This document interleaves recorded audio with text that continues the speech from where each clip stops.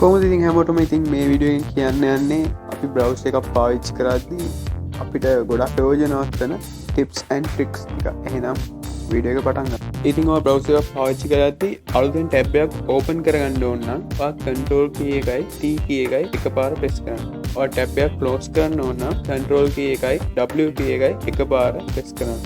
ඉතින් ඔයාලට වැරදීමකින් ඔයාලට අවශ්‍ය ටැබ් එකක් close වුණොත් එහෙම control key එකයි shift key එකයි T key එකයි press කරලා ආයෙ ටැබ් එක open කරගන්න පුළුවන්.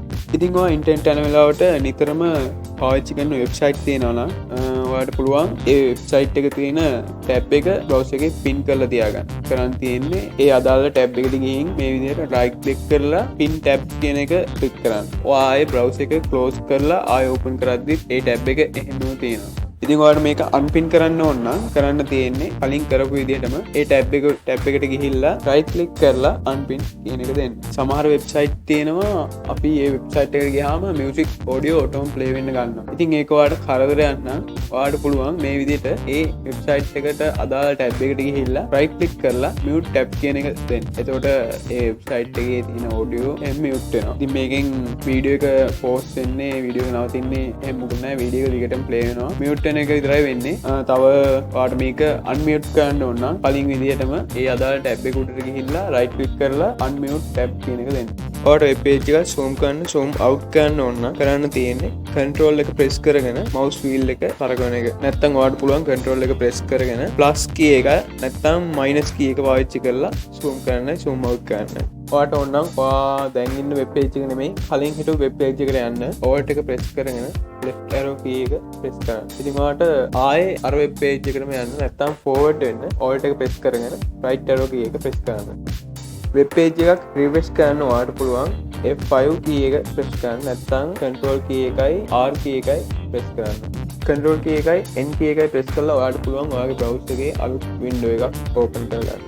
control key එකයි shift key එකයි N key එකයි press කරලා ඔයාලට පුළුවන් incognito window එක open කරගන්න. control key එකයි H key එකයි press කරලා ඔයාලට පුළුවන් ඔයාගේ browser එකේ browser history වලට යන්න. control key එකයි K key එකයි press කරලා ඔයාලට පුළුවන් ඔයාගේ downloads වලට යන්න.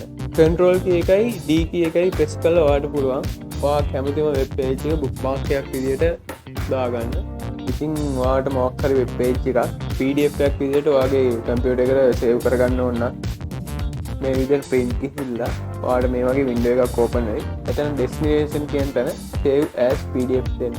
ඊට පස්සේ pages කියන තැන ඔයාලට පුළුවන් ඔයා කැමති pages ගානක් තෝරන්න. නැත්නම් all කියන එක දීලා layout එක තෝරන්න පුළුවන් ඔයාලට landscape නම් landscape, portrait නම් portrait ඒ විදිහට. තව more settings තියෙනවා. ඒවා වෙනස් කරන්න ඕන වෙන්නේ නැහැ. ඒ විදිහට තියලා save කියන එක දීලා මේ විදිහට ඔයාලට මේක download වෙන්න ඕන ගැන තෝරලා දෙන්න. මම මේ විදිහට desktop එකට දාගන්නවා. ඉතින් ඔයාලට පේනවා ඇති ඒක PDF එකක් විදිහට save වෙලා තියෙනවා. ඔයාලට පුළුවන් ඔයාගේ browser එක media player එකක් විදිහට පාවිච්චි කරන්න. ඔයාගේ audio, video, image file මේක drag and drop කරලා දාන්න. එතකොට ඒවා play වෙන්න ගන්න.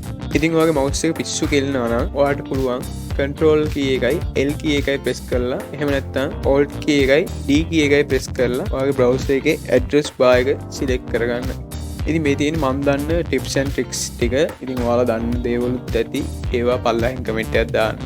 එහෙනම් අදට වීඩියෝ එක ඉවරයි. තවත් වීඩියෝ එකකින් හම්බ වෙනකම් සුබ දවසක්.